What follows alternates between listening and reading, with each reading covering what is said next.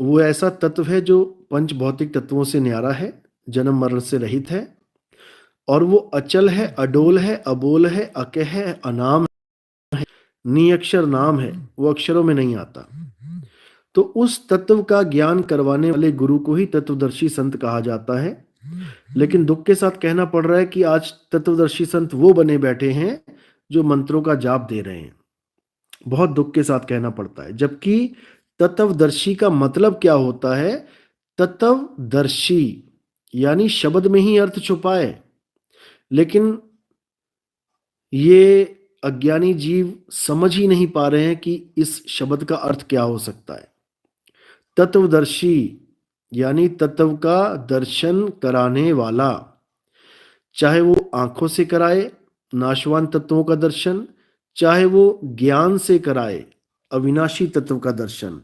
लेकिन तत्वदर्शी संत का मतलब नाम जाप करने वाला कभी हो ही नहीं सकता।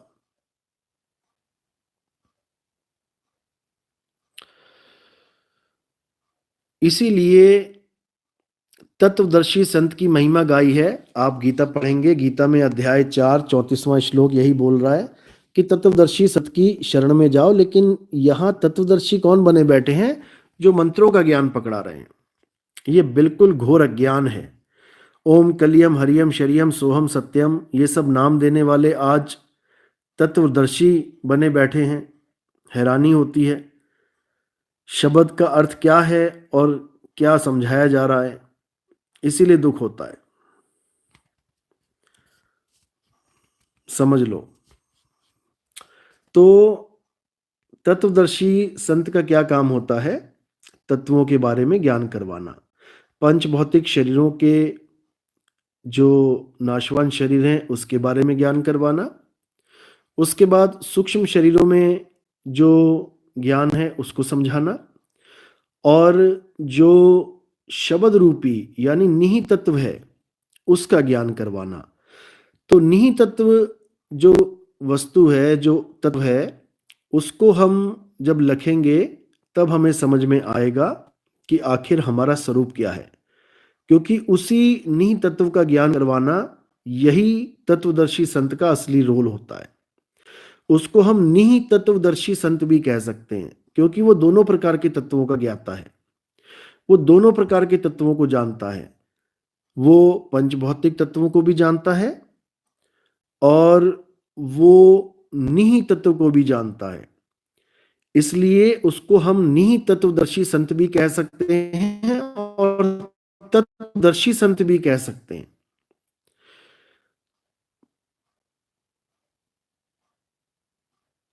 तो इसी को समझना है। विवेक से समझो। संत जी आत्मज्ञानी और तत्वदर्शी संत एक ही होता है। फिर समझ लो, तत्वदर्शी संत हम उसे कहते हैं जो 5 तत्वों को जानता है। अगर वो छठे तत्व को नहीं जानता तो वो आत्मज्ञानी नहीं है। तत्वदर्शी संत आत्मज्ञानी तभी हो सकता है जब वो निहित तत्व को भी जानता हो। अगर वो निहित तत्व को नहीं जानता तो वो मात्र एक तत्वदर्शी संत है जो पंच भौतिक शरीरों की ही पूजा करवाएगा। वो 5 तत्वों का ही ज्ञान देगा। तत्वों को तो परमात्मा बता देगा, लेकिन नाशवान तत्वों को। और जब वो छठे तत्व को जान लेगा, अविनाशी तत्व को, तब हम उसको आत्मज्ञानी कह सकते हैं।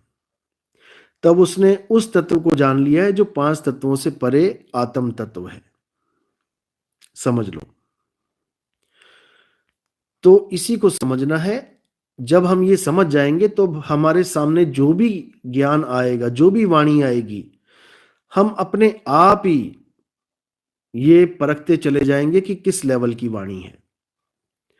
जैसे जो शिव भगत हैं, उनको आप एक मंत्र उच्चारण करते बहुत बार सुनोगे, उसके ऊपर भजन भी बने हुए हैं बहुत सारे। आप भजन का नाम टाइप करोगे शिवोहम शिवोहम, तो वहां पर आपको भजन जो मिलेगा उसमें आप देखेंगे कि शिवोहम शिवोहम भजन में ही उन हर चीज का खंडन किया गया है जो हिंदू धर्म के जो अनुयायी हैं वो कर रहे हैं वो काम। उस भजन में सारा खंडन कर रखा है। न मंत्रम, न भोजनम, न पूजा पाठ, न हवन यज्ञ, मतलब हर चीज को बिल्कुल अलग कर दिया है कि ये सब मैं नहीं हूं और ना ही इन चीजों की पूजा पाठ से मेरी प्राप्ति होती है। मैं कौन हूं? शिवोहम शिवोहम, मैं ही शिव हूं, मैं ही शिव हूं। अब ये जो ओहम शिवोहम है, अब इसके पीछे गुप्त भेद है। ये कोई मंत्र नहीं है, कई लोग इसको मंत्र की तरह यूज करते हैं। ये मंत्र नहीं है, ये एक अवस्था का नाम है। ये उस अवस्था का नाम है जो जीव से ऊपर ब्रह्म तक पहुंचती है। वहां पर यह भाव बनता है शिवोहम शिवोहम, मैं ही ब्रह्म हूं, मैं ही ब्रह्म हूं। अब ये अवस्था उनको मिलती है जो ब्रह्म ज्ञान में आ जाते हैं। उनके लिए ब्रह्म कुछ और नहीं रह जाता, उनके लिए शिव प्राप्ति कुछ और नहीं रह जाती, वो स्वयं ही शिव रूप हो जाते हैं। शिवो हम शब्द में ही अर्थ छुपा है। शिवो हम यानी हम ही शिव हैं। और आपको लगेगा कि हम कैसे शिव हो सकते हैं? तो आप जब सृष्टि रचना पढ़ेंगे, चाहे किसी भी सृष्टि रचना को पढ़ लीजिए, चाहे शिव महापुराण की पढ़ लीजिए, चाहे आप विष्णु महापुराण जी की पढ़ लीजिए, चाहे आप देवी भागवत की पढ़ लीजिए, आप कोई भी सृष्टि रचना पढ़ेंगे, वहां देखिए क्या बोला गया है कि भगवान के मन में विचार आया कि मैं एक से अनेक हो जाऊं, और वो एक से अनेक हो गए। अब जो अनेक हुए हैं, अब जो अनेक हुए हैं वो कौन है? वो भगवान का ही रूप है, यानी उन्हीं का एक और रूप है, यानी वो ही अनेकों रूपों में विराजमान हो गए। जैसे कृष्ण जी को आप देखेंगे विराट रूप में, अर्जुन के सामने जब वो खड़े हुए विराट रूप में, तो क्या हुआ? तो सारे संसार के आदमी उनके सामने खड़े हो गए। अब अर्जुन ये समझ नहीं पा रहा कि मैं इनको बोलूं तो क्या बोलूं। अभी तक तो एक रूप में खड़े थे सामने, तो केशव केशव बोल रहा था, कृष्ण कृष्ण बोल रहा था। अब इतने सारे लोग खड़े हो गए सामने, अब मैं क्या बोलूं, किसका नाम लूं? तो वहां पे बकायदा पूछ रहे हैं, अर्जुन पूछ रहा है सामने खड़े हुए भगवान से कि आप कौन हैं? भूल गया कि ये कृष्ण जी हैं।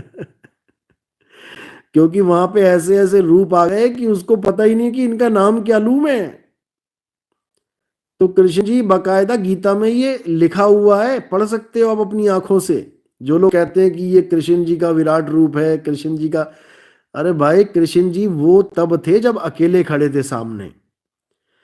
जब विराट रूप आ गया तो कहने के लिए है वो केवल कि कृष्ण जी का विराट रूप है ये, असल में वो ब्रह्म का विराट रूप है। समझ लो, वो सृष्टि में जितने भी रूप धारण करके बैठा है ब्रह्म, वो सारे रूप उसको दिखा दिए। अनंत आंखें, अनंत जंघा, अनंत भुजाएं, वो कोई कृष्ण जी नहीं है। और वहां पर सवाल पूछा गया कि आप कौन हैं, तो वहां ये नहीं बोला गया कि मैं कृष्ण हूं, मैं वासुदेव हूं। वहां बोला गया, हे अर्जुन मैं काल हूं, काल, जो सबका नाश करने के लिए सारी दुनिया को बनाता हूं, सबको खाने के लिए इस दुनिया में पैदा करता हूं। और बड़े बड़े मुंह खुले और सारी दुनिया उन मुंह में जाने लगी। लंबी लाइन लग गई, सब उसके मुंह में जा रहे हैं, इधर से जा रहे हैं, दूसरे मुंह से निकाल रहे हैं, यानी इधर से खा रहे हैं और खा के फिर पैदा कर दे रहे हैं। ये नहीं कि खा लिया कि चलो डकार मार लिया हो गया काम, अब ना पैदा करें, नहीं, दोबारा पैदा कर दिया। क्यों? खाने के लिए। इसी को कबीर साहब समझा रहे हैं कि तीन लोक एक जेल है, पाप पुण्य दो जाल, सारा जग भोजन बना, खाने वाला काल। लेकिन लोग समझ ही नहीं पा रहे हैं।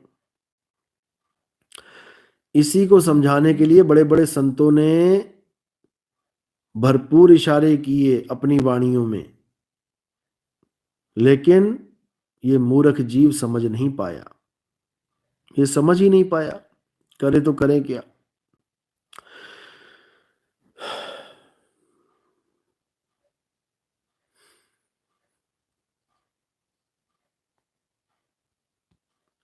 नहीं, ऐसा बिल्कुल नहीं है।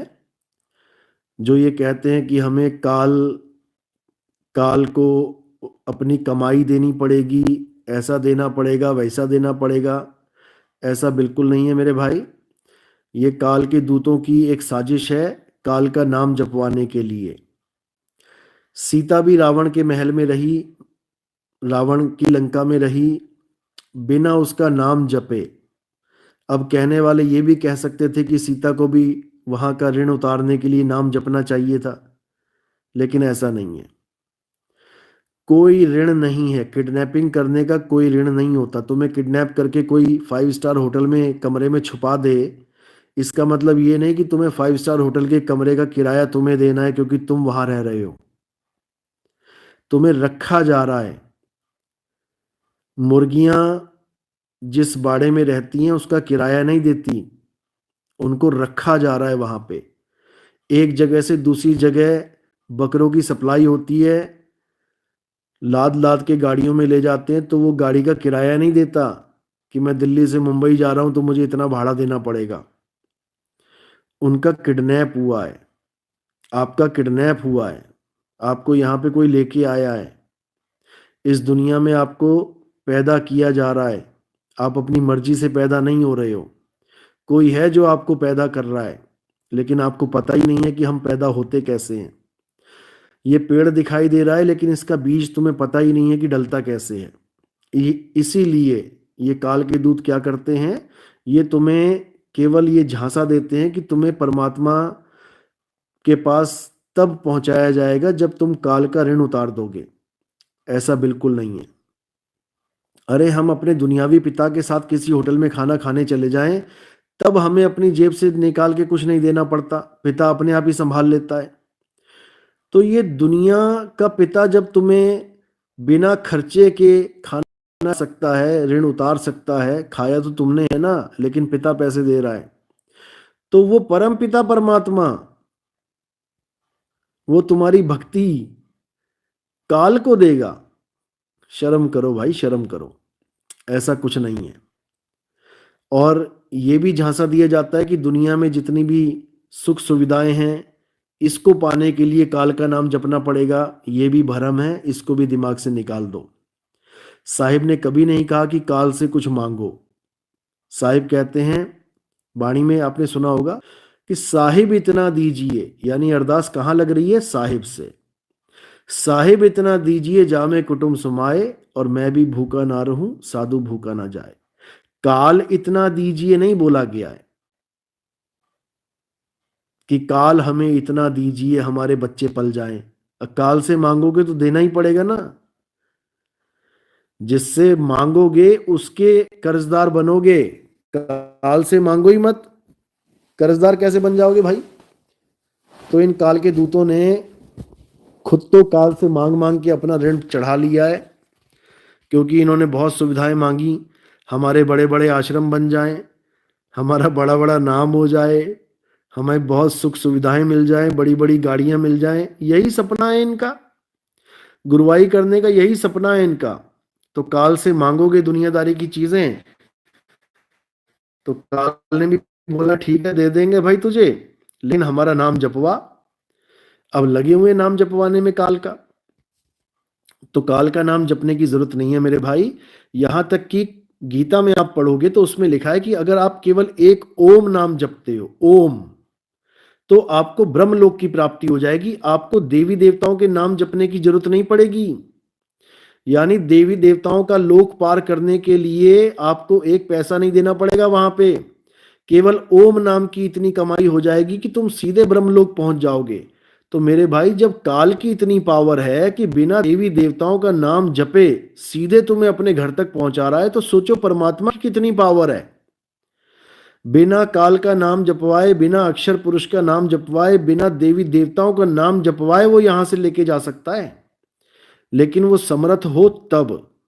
हमारे वाला तो है, तुम्हारे वाला शायद ना हो।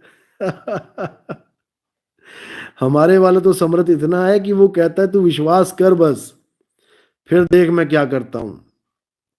लेकिन तुम्हारे वाले जो गुरु ऐसे मिल गए हैं जो काल तो छोड़ो, देवी देवताओं के भी नाम जपवा रहे हैं कि उनका भी ऋण देना पड़ेगा। बताओ, गीता कह रही है ओम नाम जप लोगे तो देवी देवताओं की हिम्मत नहीं कि तुम्हें कहीं रोक सके, केवल मेरा नाम जप लोगे तो मेरे लोक में पहुंच जाओगे। लेकिन तुम्हें परमात्मा पे भरोसा नहीं है। अब करें तो करें क्या? दिक्कत यही है।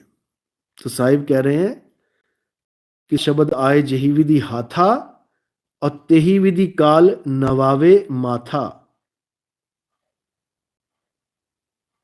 समझो, ऋण नहीं देना है, वो माथा नवा देगा तुम्हारे आगे। लेकिन तुम्हें सार शब्द का भेदी गुरु चाहिए।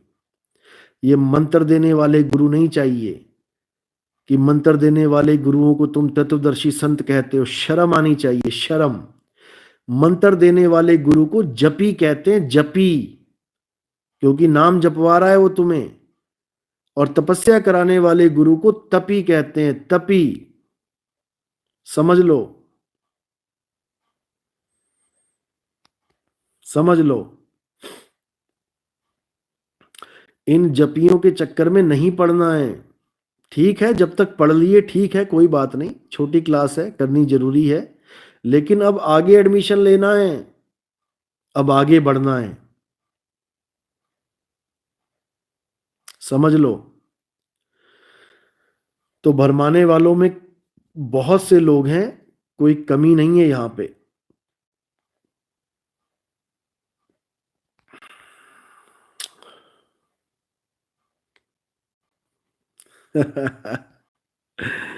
सुनिधि पाठक, ऋण तो आपको देना होगा गुरुदेव, आप नहीं होते तो पगलाते ही थे।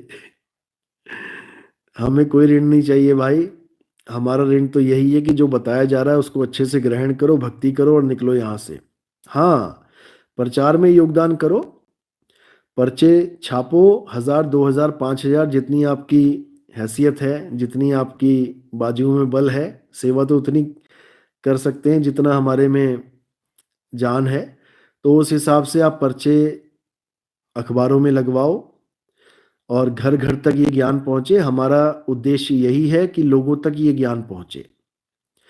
हमारा उद्देश्य ये है कि सबको आत्म स्वरूप का ज्ञान हो, सबको सत्य ज्ञान हो, सब उस एक मालिक को जाने जो सबका एक है। अलग अलग रूपों के चक्कर में ना पड़ें। तत्वदर्शी संत जो है वो अलग अलग रूपों का चक्कर छोड़ देता है और जो एक स्वरूप है परमात्मा का उसका लखाव कराता है। जो लोग ये कहते हैं कि परमात्मा एक है लेकिन उसके रूप अनेक हैं, तो वो अभी घोर अज्ञान में हैं। घोर अज्ञान क्यों बोला है? क्योंकि परमात्मा एक है तो उसका रूप भी एक ही है, उसके रूप अनेक नहीं है। लेकिन अज्ञानता में हम इसको मान लेते हैं कि परमात्मा तो एक है पर रूप अनेक है। भैया, झगड़े का कारण ही ये रूप है। असल में परमात्मा का कोई रूप रेख रंग है ही नहीं। समझ लो अच्छे से, परमात्मा का रूप रंग रेख नहीं है। वो कभी किसी रूप में आता ही नहीं है। समझ लो, रूप में क्या आता है ये भी समझ लो। रूप में शरीर आता है। ये शरीर के अलग अलग रूप रंग हैं। परमात्मा का रूप नहीं है ये शरीर। समझ लो, जैसे एक जल है और हजारों घड़े हैं अलग अलग डिजाइन के, तो कोई कहे कि जल तो एक ही है लेकिन उसके रूप अनेक हैं, तो ये महामूर्खता है। समझ लो, जल एक है और एक ही रहेगा। रूप अनेक घड़ों के हैं जो टूटेंगे बनेंगे, टूटेंगे बनेंगे, टूटेंगे, लेकिन जल हमेशा एक सा ही रहेगा। ये दुनियावी उदाहरण दे रहा हूं मैं, इसलिए आप ये भी कह सकते हैं नहीं नहीं, जल भी रूप बदल लेता है, बर्फ बन जाएगा, भाप बन जाएगा। ये दुनियावी उदाहरण है समझाने के लिए कि जल और मटके को समझो। मटके के अनेक रूप हो सकते हैं, लेकिन जल हर मटके में एक सा ही दिखाई देगा। इसी प्रकार परमात्मा जो है वो एक ही है, तत्व रूप में विराजमान है, और शरीर अनेक है। लेकिन कोई कहे कि परमात्मा के रूप अनेक हैं, तो ये अज्ञान, बिल्कुल अज्ञान है। गीता में इसी का खंडन किया गया है। उसमें बिल्कुल क्लियर कर दिया गया है कि जो मुझे शरीर रूप में जानता है, जो मुझे एक इंसान के रूप में जानता है अर्जुन, वो मुझे जानता ही नहीं कि मैं क्या हूं। यानी पानी कह रहा है कि जो मुझे घड़ा समझता है, पानी ये बोल रहा है कि जो मुझे घड़ा समझता है वो मुझे जानता ही नहीं कि पानी होता क्या है। समझ लो,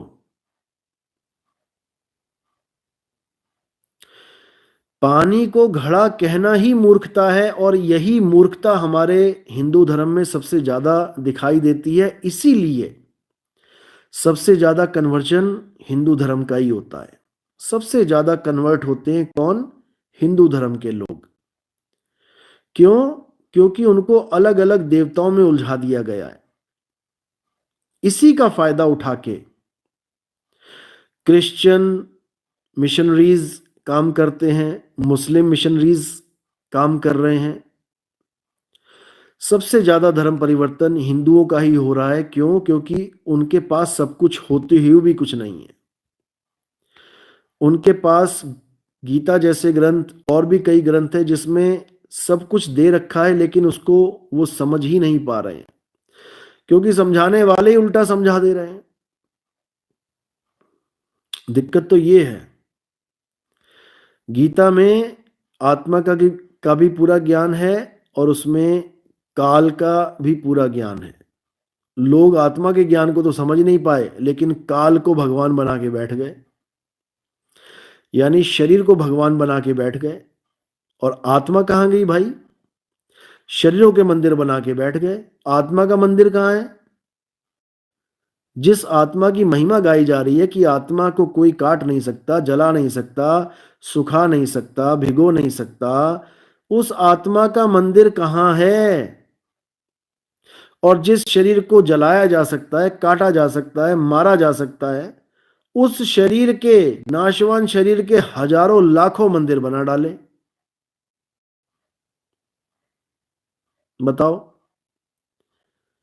बस यही अज्ञान है। पानी का कोई मंदिर नहीं है, और मटकों के मंदिर पे मंदिर बना रखे हैं। बताओ। अभिषेक वर्मा, गुरुजी आप ये बताइए कि भगवान विष्णु ही परमात्मा है, क्योंकि विष्णु पुराण में उनको ही सुप्रीम पावर बताया गया है।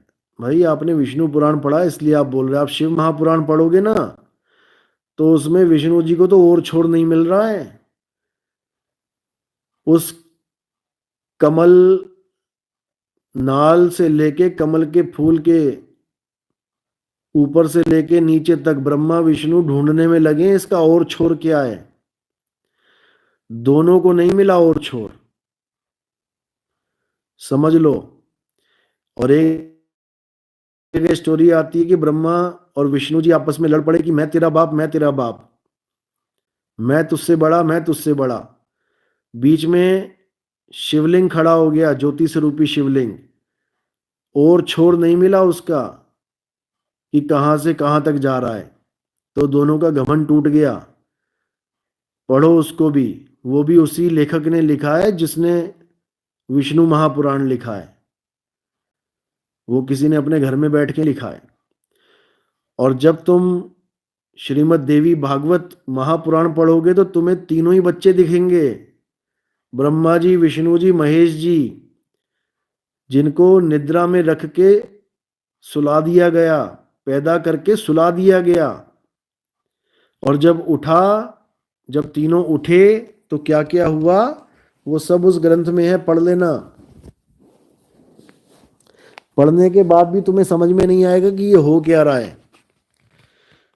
पढ़ने के बाद भी तुम्हें समझ में नहीं आएगा कि ये हो क्या रहा है, क्योंकि तीनों को जब उड़न खटोले से तीनों को बैठा के जब माँ ले जाती है ब्रह्मांडों की सैर कराने के लिए, तो ब्रह्मा विष्णु महेश को, तीनों को जो दर्शन होते हैं वहां पे, पहले ब्रह्मा जी के दर्शन होते हैं। बड़ा सा ब्रह्मा जी खड़ा है वहां पे, और तीनों हाथ जोड़ के खड़े हैं कि भाई ये कैसे हो सकता है, ब्रह्मा जी तो हमारे साथ हैं, ये सामने ब्रह्मा जी कैसे खड़े हो गए आके। थोड़ी और आगे चलते हैं तो वहां पे विष्णु जी खड़े होते हैं। फिर तीनों हैरान हो जाते हैं कि हैं, विष्णु जी तो हमारे साथ हैं, ये दूसरा विष्णु कौन आ गया। आगे चलते हैं तो सदाशिव भगवान के दर्शन होते हैं, शंकर जी के दर्शन होते हैं। वो कहते हैं, हैरान हो जाते हैं कि ये दूसरा शंकर कहाँ से आ गए। पढ़कर भी नहीं समझ पाओगे कि ये कौन है जो दर्शन दे रहा है। ये सब तब समझ में आता है जब तत्वदर्शी संत समझाएगा, तब तुम्हें समझेगा कि ये लीला चल क्या रही है, ये चक्कर है क्या। उसके बाद उन तीनों को आदेश दिया जाता है कि ब्रह्मा तुम सृष्टि पैदा करो, विष्णु तुम सृष्टि का पालन करो, और शंकर तुम इसका नाश करो। तीनों को हुक्म दिया जाता है। ब्रह्मा जी पैदावार करेंगे, विष्णु जी पालन करेंगे, शंकर जी संहार कर देंगे। तो तीनों को हुक्म देने वाला तो तीनों से बड़ा हुआ, तो विष्णु जी को परमात्मा कैसे साबित करोगे तुम। समझ लो, ब्रह्मा विष्णु और महेश जी तीनों में से कोई परमात्मा नहीं है। फिर समझ लो, इनको कौन आदेश दे रहा है।